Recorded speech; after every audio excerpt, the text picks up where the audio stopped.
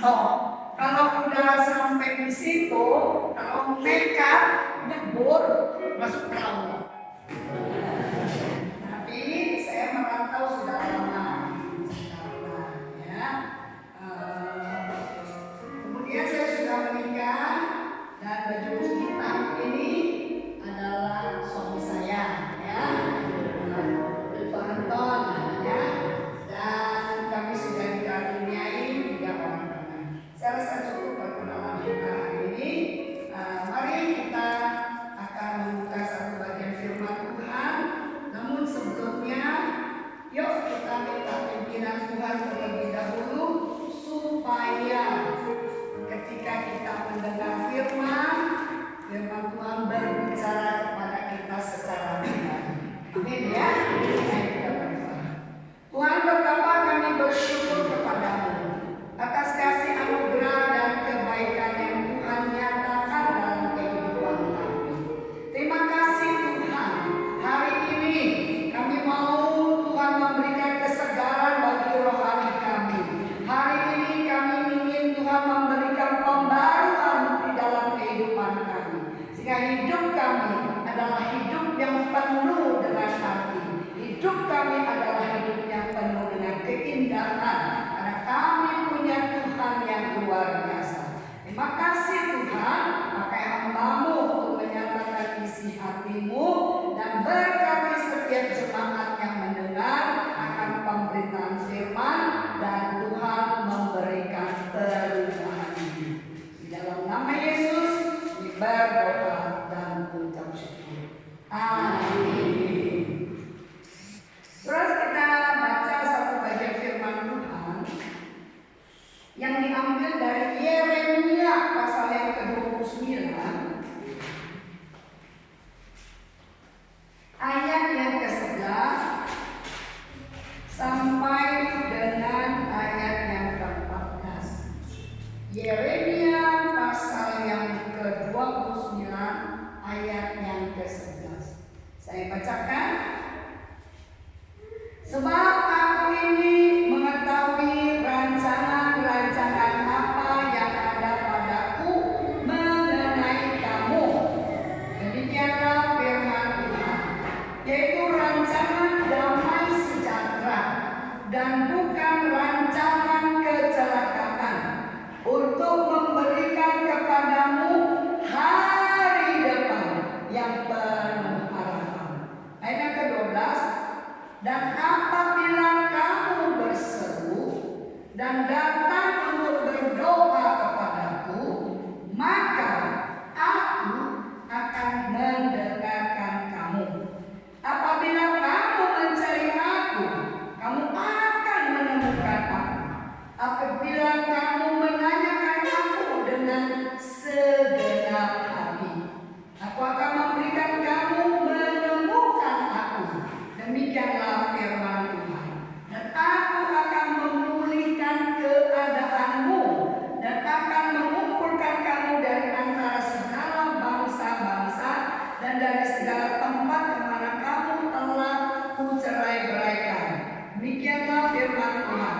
Aku akan mengembalikan kamu ke tempat yang dari mana aku telah membuang kamu. Sedemikian jauh pembacaan firman Tuhan. Yang berbahagia adalah orang yang membaca, merenungkan firman, dan mengamalkan firman itu di dalam kehidupan sehari-hari. Saudaraku, tema renungan kita pada malam hari ini adalah Tuhan memberikan rancangan yang baik. Tuhan memberikan rancangan yang baik. Saudara bagaimana bahwa Tuhan itu memberikan rancangan yang baik, bukan rancangan kecelakaan, bukan saya yang bicara, tapi firman Tuhan. Ya, rancangan-rancangan apa yang ada padaku mengenai kamu, demikianlah firman Tuhan, yaitu rancangan damai sejahtera. Ya, jadi Tuhan merancangkan hal yang baik. Sudah memahami ini? Nah, saya ingin memulai dengan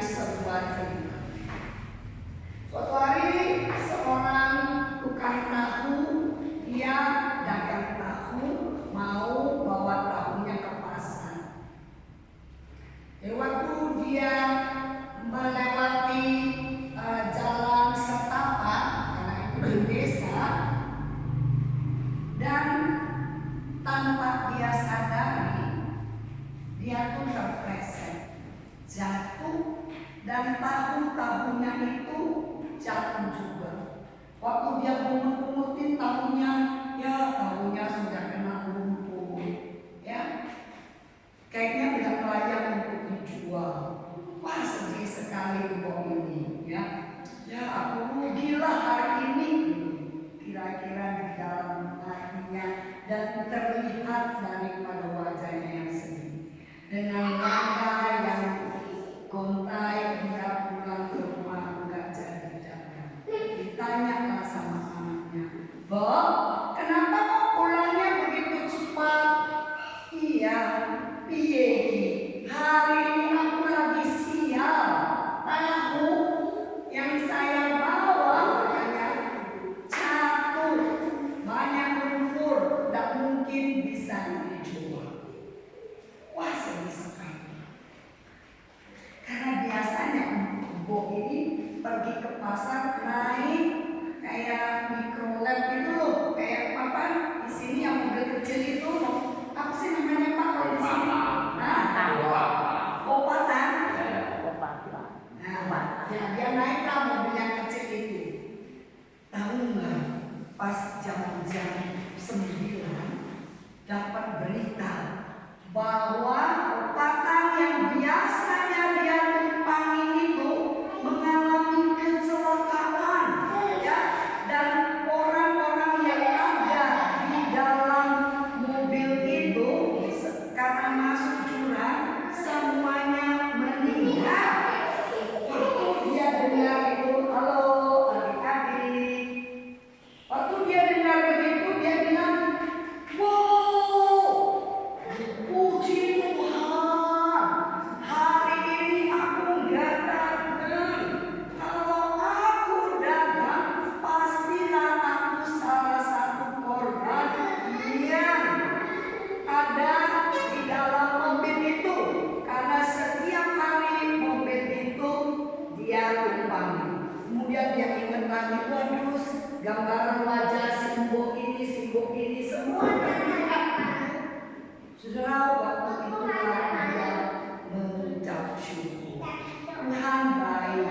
Jadi saudara, kelihatannya pada awalnya dia merasa rugi karena nggak dagang, nggak punya untung. Tapi hanya dalam sekian jam dia merasa untung. Karena ketika dia nggak jadi dagang, untung aku jatuh, tahu-tahu pada rusak, sehingga aku selamat toh. Kalau enggak, aku mati katanya gitu ya. Jadi saudara, akhirnya dia mengucap syukur. Kemudian ada cerita yang lain. Ada orang yang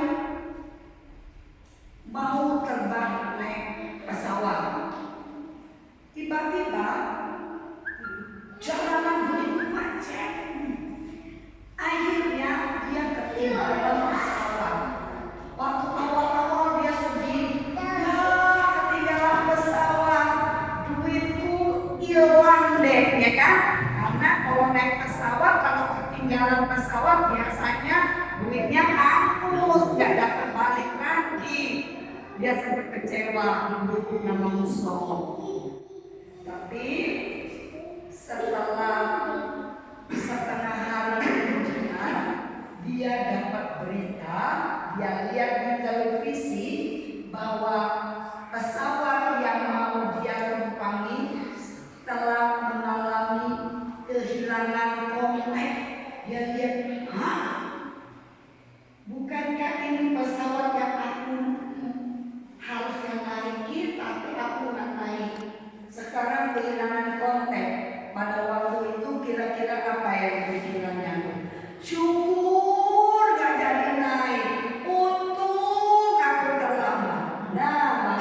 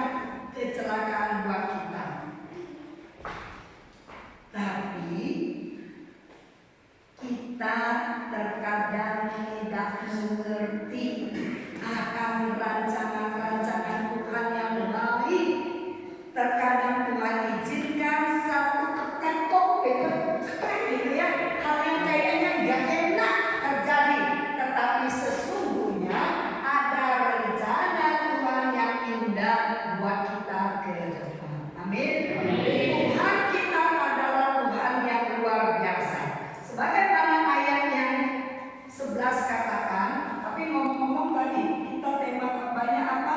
Masih ada yang ingat?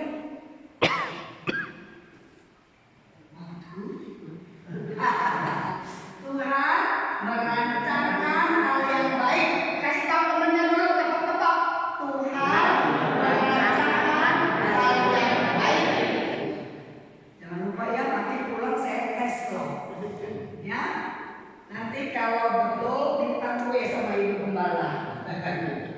Tuhan merancangkan hal yang baik. Inilah yang firman Tuhan katakan yang kita mau renungin poin yang pertama. Rancangan yang Tuhan sediakan kepada kita adalah rancangan damai sejahtera. Apa yang disebut dengan damai sejahtera? Damai sejahtera itu adalah sesuatu yang melampaui akal pikiran kita dan perasaan kita. Pokoknya luar biasa ada damai sejahtera. Dan damai sejahtera itu tidak datangnya dari luar, tapi damai sejahtera itu datangnya dari dalam mengalir keluar. Dan damai sejahtera itu dimiliki oleh orang-orang percaya. Kalau saudara dan saya adalah orang yang percaya, saudara dan saya adalah anak-anak Tuhan, dan saudara dan saya akan mengalami apa yang disebut dengan damai sejahtera. Ya, suatu hari ada seorang yang diminta untuk melukis pemandangan laut. Tapi pemandangan laut yang diminta adalah menggambarkan tentang damai sejahtera. Ya, ada pelukis-pelukis pada lomba. Pelukis yang pertama, wah, dia melukis ya langit yang begitu biru, ya, air yang begitu tenang, ya. Kemudian ada seorang yang sedang memancing. Benar ya, damai sejahtera ya. Kelihatannya bagus. Kemudian dinilai sama curi. Ini damai sejahtera, lulus ya. Kemudian pelukis yang kedua, dia lukis lagi, sama-sama lukis laut. Ada lautnya kali ini lain, berbeda dengan pelukis yang pertama. Ya, kali ini yang pelukis kedua melukis laut yang bergelombang, awan yang begitu gelap, gitu ya. Tapi ada seorang yang sedang memancing dan di dalam pancingannya ada seekor ikan. Ya. Wah, kelihatan wajah daripada si pemancing semeringah. Nah, kemudian dinilai. Saudara, kalau saudara disuruh memilih atau saudara disuruh jadi juri, kira-kira pelukis nomor 1 atau pelukis nomor 2 yang menang? Gak ada yang salah, boleh tunjuk tangan. Siapa yang bilang pelukis yang pertama yang menang? Gak apa-apa, tunjuk tangan. Kok malu? Wah, nanti gak dikasih kue loh masa tangan. Siapa yang bilang lukisan yang pertama? Gak ada. Oke, absen ya. Siapa yang bilang pelukis yang nomor 2 yang menang? Wah, cuma 1, 2, 3. Yang lain absen lagi. Wow, mana boleh absen terus. Absen sekali, kalau absen 2 kali nggak sah. Nah, saya boleh pilih juga kan? Saya pilih nomor 2 yang menang. Alasannya apa? Alasannya, mana ada orang yang bisa sumringah ya di tengah-tengah adanya badai yang luar biasa, langit yang begitu hitam, kalau dia tidak punya ketenangan.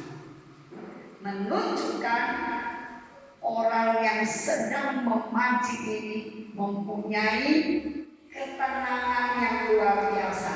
Berarti dia takut nggak dengan badai?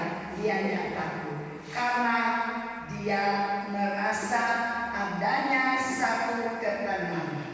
Jadi saudara, ketenangan itu bukan tergantung lingkungan, air yang mengalir dengan tenang, langit yang cerah, ya, nggak tergantung seperti itu. Ya, kalau memang kita tidak tenang, ya, tidak damai, ya, walaupun lingkungan di tengah-tengah kita kelihatannya begitu menyenangkan, tetap kita mengalami kegelisahan.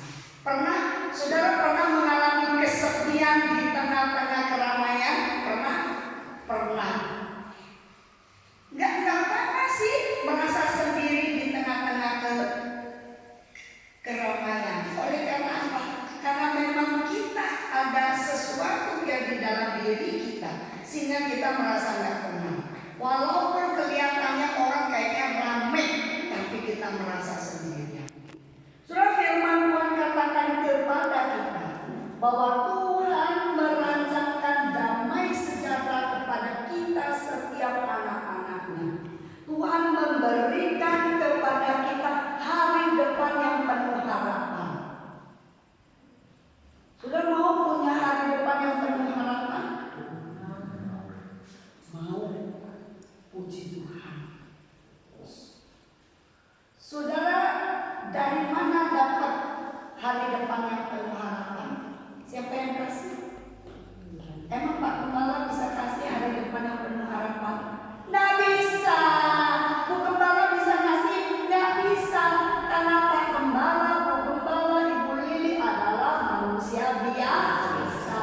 Hamba Tuhan juga manusia, penuh dengan keterbatasan. Tapi ada satu pribadi, dia mampu memberikan kita hidup yang penuh dengan harapan, hari depan yang penuh dengan harapan, karena dia adalah Tuhan yang menciptakan saudara dan saya. Yang menciptakan kita pasti punya capability yang lebih luar biasa, yang pasti mempunyai kehebatan yang luar biasa daripada orang yang menciptakan. Saudara, Tuhan menciptakan kita dan Dia memberikan kita hari depan yang penuh harapan. Apa syaratnya untuk kita boleh mempunyai hari depan yang penuh harapan? Ada syaratnya, saudara. Kita lihat yuk apa dikatakan. Dan apabila kamu berseru dan datang untuk berdoa kepadaku, maka aku akan mendengarkan kamu. Jadi syaratnya engkau mau punya hari depan yang penuh dengan harapan, engkau harus berseru kepada Tuhan. Engkau harus berdoa. Tanpa engkau berseru dan berdoa kepada Tuhan, maka engkau tidak akan mendapatkan hari depan yang penuh harapan. Surah hari depan yang penuh harapan sekali lagi tidak bisa dimiliki oleh kita kalau kita nggak dekat dengan Tuhan. Hari depan yang penuh dengan harapan, yang penuh dengan keceriaan hanya dimungkinkan terjadi kalau kita menempel kepada Yesus Tuhan yang adalah juru selamat kita. Dengan kita percaya penuh kepadanya, maka kita akan melihat bahwa hari depan kita adalah hari yang penuh dengan harapan. Sekalipun kita tidak kebal dengan apa yang disebut masalah. Bukan berarti kalau saudara percaya sama Yesus Kristus, berarti saudara nggak pernah punya masalah, saudara nggak bakalan punya sakit penyakit. Wah, kalau percaya sama Yesus pasti kaya raya. Kalau percaya Yesus pasti punya kuasa. Kalau percaya Yesus nggak bakalan tue-tue, wajahnya imun-imun terus. Nggak bisa.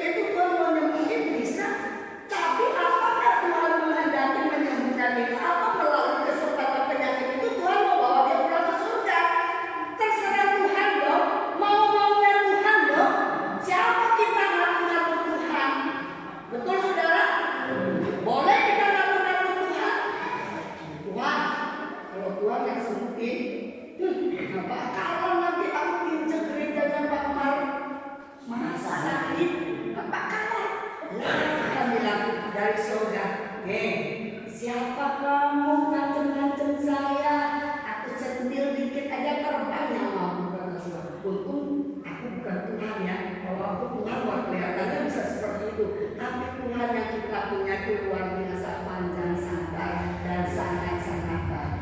Tetapi kita jangan mencantumkan Tuhan itu panjang sabar, kita jadi kurang ajar. Tuhan ajarin apa? Berseru dan datang, berdoa padaku, maka aku akan mendengarkan kamu. Jadi kalau kita berseru sama Tuhan, Tuhan jawab nggak doa kita? Jawab, pasti Tuhan jawab. Cuma kalau kita ini sukanya jawaban doa itu selalu apa? Yes. Kita tidak mau Tuhan bilang wait, tunggu. Apalagi kalau Tuhan jawab dengan jawaban no, kita nggak siap. Kita selalu maunya jawaban doa kita adalah yes. Padahal jawaban yes yang kita mau itu belum tentu sesuai dengan rancangannya Tuhan, belum tentu sesuai dengan yang Tuhan mau. Saudara, Tuhan itu tahu kok yang terbaik buat kita. Saya mau ceritain pengalaman walaupun udah lama, tapi ini pengalaman. Maaf ya Pak Anton, boleh ya cerita karena ini menyangkut pengalaman. Jadi waktu anak saya masih kecil, kami punya kesempatan tuh jalan-jalan ke Singapura. Maklumlah waktu itu punya keuangan terbatas, tapi kepingin jalan-jalan ke negeri tetangga Singapura. Punya anak 3, ya. Kemudian kita pergi. Nggak tahu kenapa, baru menginjakkan kaki di hari pertama di Singapura, ternyata Pak Anton itu sakit buang-buang air. Bingunglah saya. Sudah tahu kan kalau ke Singapura satu kali dokter pegang-pegang begitu jutaan rupiah. Kalau di Indonesia kan masih ratusan lah ya. Itu jutaan. Tuhan, kami punya dana yang begitu terbatas. Yang mau tujuannya jalan-jalan, sudah beli tiket dari Singapura, habis itu ke Kuala Lumpur, habis itu mau pergi ke Bangkok. Masa kalau hari pertama udah diare? Udah itu waktu itu maklumlah baru belum pengalaman sering keluar negeri ya, belum pengalaman, jadi nggak bawa obat apapun ya. Jadi akhirnya saya berdirilah di toko obat itu. Tuhan, yang mana obat yang cocok buat suami saya? Itu kan lihat dari hari pertama sampai ini gitu. Kayaknya semua obat ini belum pernah dia minum. Wah, sudah gitu akhirnya saya ambil 2, tep ambil 2. Kemudian saya berdoa, Tuhan, di antara 2 ini yang mana kira-kira yang paling cocok buat suami saya? Kemudian akhirnya saya merasa tergerak untuk ambil yang 1 ini. Saya bawa pulang. Saya bilang, Tuhan, aku percaya Tuhan dapat berkarya melalui obat yang sederhana ini, obat yang dibeli di toko, bukan di apotek, bukan oleh resep dokter, tapi saya mau beriman Tuhan boleh menjawab seruan kami. Saudara, Tuhan pada ketika itu langsung menjawab yes. Akhirnya pada keesokan hari bisalah jalan-jalan ke Singapura. Ya, luar biasa kan Tuhan jawabnya. Senang ya kita? Senang. Ada yang nggak senang kalau dijawab yes seketika? Kalau bilang nggak senang berarti ada gangguan kejiwaan. Jadi kemudian senang saya, wah kita bisa happy terusin perjalanan sesuai dengan rencana kita. Nah, namun terkadang ada Tuhan suruh kita menunggu seruan kita, doa kita itu nggak dijawab langsung yes, tapi Tuhan bilang wait, tunggu. Saudara, ada teman saya doain papanya untuk bertobat perlu waktu 20 tahun. Singkat atau pendek? Sengaja saya. Singkat atau pendek? Lama. Singkat atau panjang waktunya? Panjang. 20 tahun loh. Namun akhirnya papanya setelah 20 tahun didoakan tiap hari, papanya boleh menjadi orang percaya.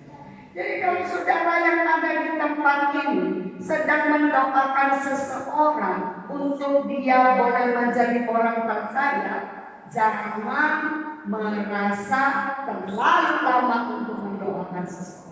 Doakan terus. Siapa tahu suatu hari dia bisa menjadi orang percaya. Kalau masih dijawab dengan W, kita kadang-kadang senang ya. Walaupun agak-agak terima gitu ya, tapi masih senang toh akhirnya dijawab. Padahal ada loh jawaban Tuhan, terang-terangan Tuhan jawab dengan no. Tapi kita nggak peka dengan jawaban Tuhan yang adalah no. Waktu hari seorang pemudi yang cantik sekali dan dia senang kalau pemuda yang dia taksir itu boleh menjadi suaminya. Udah didoa-doain, ternyata apa yang dia doakan itu tidak terkabul. Ya, menurut dia tidak terkabul. Kalau menurut saya, Tuhan kabulkan, tapi kabulannya itu dengan jawabannya. Sudah singkat cerita cowoknya itu kawin dengan orang lain. Wah sedih. Kenapa Tuhan tidak jawab doa saya? Saudara, apa yang terjadi? Setelah waktu yang terlalu lama, ternyata pemuda itu yang tadinya baru menikah dengan orang lain bercerai dengan istri yang masih seumur jalan. Wah itu juga, aduh untung aku gak jadi kawin sama dia. Kalau aku kawin sama dia, aku sekarang udah janda muda. Baru untung tadinya ngelongsor. Jadi saudara, Tuhan menjawab jawaban doa kita dengan no, karena Tuhan itu tahu yang terbaik. Sebagai contoh ya, Tuhan itu dari atas loh.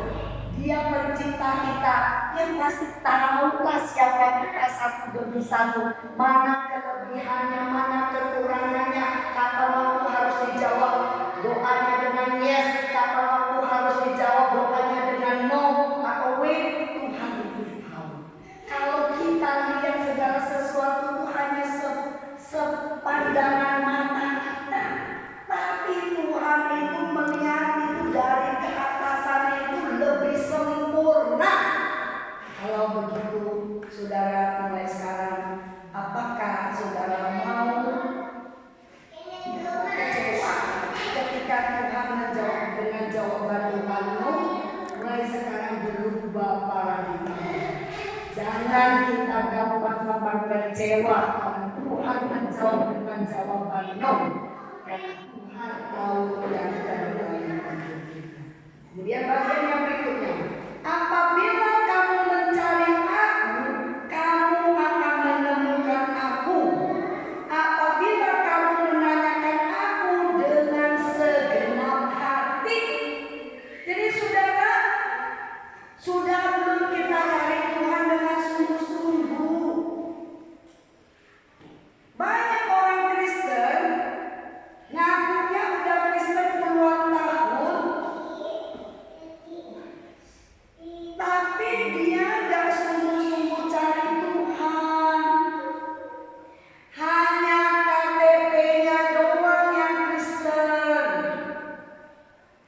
Ada orang KTP itu singkatan Kristen tanpa pertobatan. Nggak tahu dah dari mana mereka ambil apa yang nutup doang. Tapi aku pikir-pikir iya juga ya. Ada juga orang yang Kristen tanpa pertobatan. Karena nenek moyangku Kristen, dari kecil waktu lahir aku langsung dididik jadi orang Kristen. Ya aku masuk gereja, tapi tidak mencari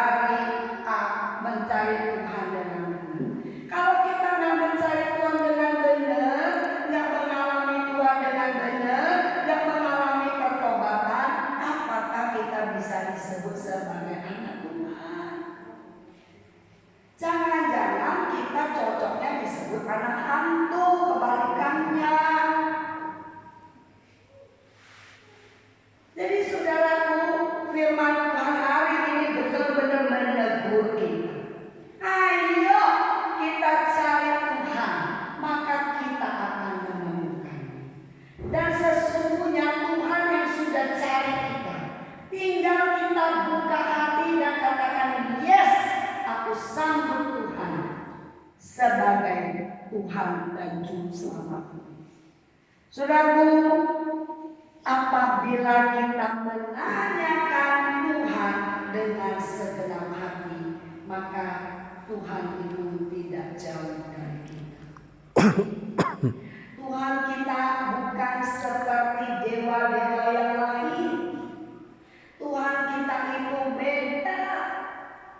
Tuhan yang selalu mencari kita. Sekalipun kita mungkin merasa tidak mencari Dia, tapi sesungguhnya Tuhan mencari kita. Luar biasa ya. Sampai dari surga Dia turun ke muka bumi ini, dan Dia menderita di atas kayu salib agar saudara dan saya boleh menjadi orang yang diselamatkan. Ini bukan main-main. Ini adalah satu peristiwa yang sangat-sangat luar biasa. Sejarahnya Yesus Tuhan kita. Sehingga di dalam bahasa Inggris dikatakan His story. His kepunyaan kan? Dalam bahasa Inggris story, cerita. Cerita kepunyaannya Dia. Jadi udah 2000 tahun yang lalu sampai sekarang historisnya tetap menjadi hal yang kita ingat. Sejarah yang luar biasa. Sejarah yang mencatat 2000 tahun yang lalu. Kalender yang kita pergunakan adalah kalendernya Yesus Kristus. Jadi tahu nggak saudara, yang sekarang kita pakai tahun 2022 itu adalah kalender yang dipakai berdasarkan perhitungan Yesus Kristus lahir. Jadi waktu Yesus Kristus lahir, 1 tahun, 2 tahun, 3 tahun, sampai 33 tahun puncaknya Dia mati di atas kayu salib, dan terus sejarah itu tertulis. Dan kalender yang kita pakai ini adalah dikatakan kalender internasional. Berarti seluruh dunia pakai kalendernya Yesus Kristus. Betapa hebatnya Yesus Tuhan kita, sehingga kalendernya itu menjadi kalender patokan untuk dunia, sedunia, se-internasional. Saudara, bahkan beberapa tahun yang lalu negara Arab Saudi ya menggunakan kalender ini untuk bayar gaji karyawannya. Yang dulu mereka menggunakan kalendernya mereka, kalender perhitungan daripada mereka, tapi beberapa tahun yang lalu mereka pakai kalendernya Yesus Kristus. Kalender sekarang ini luar biasa. Kalau Dia bukan Tuhan, bagaimana mungkin sejarah dunia itu mencatat sedemikian rupa? Dan Alkitab ini yang kita punya ini sudah diterjemahkan dengan nggak tahu berapa ratus bahasa.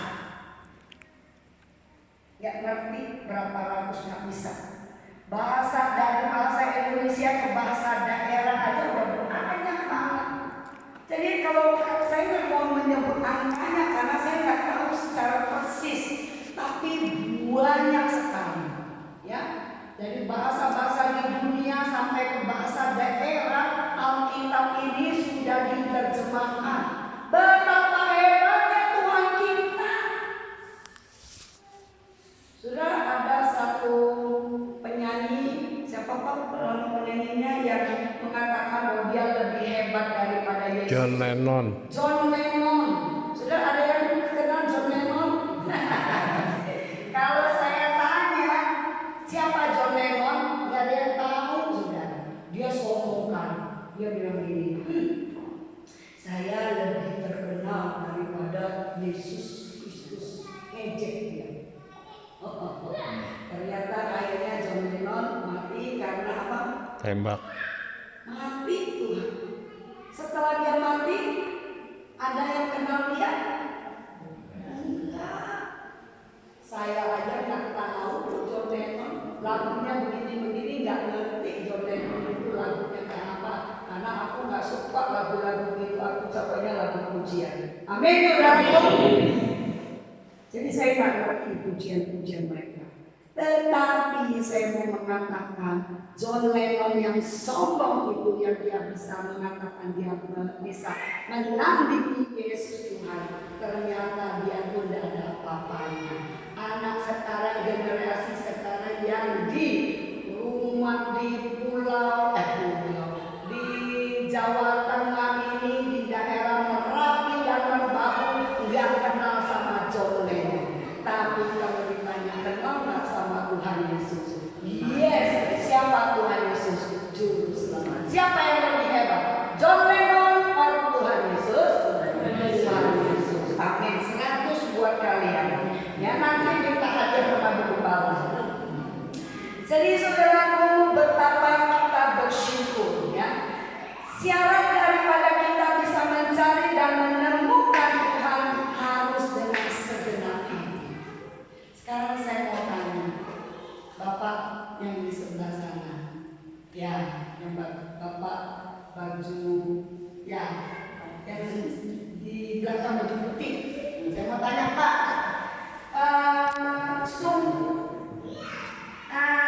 sudahkah kita sungguh-sungguh merasa bahwa Tuhan Yesus itu betul-betul cari kita?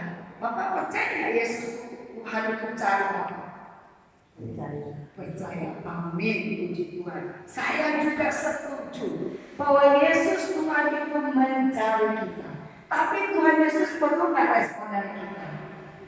Perlu nggak? Menurut Pak Gembala perlu nggak? Perlu. Dari mana tahu? Dari sini.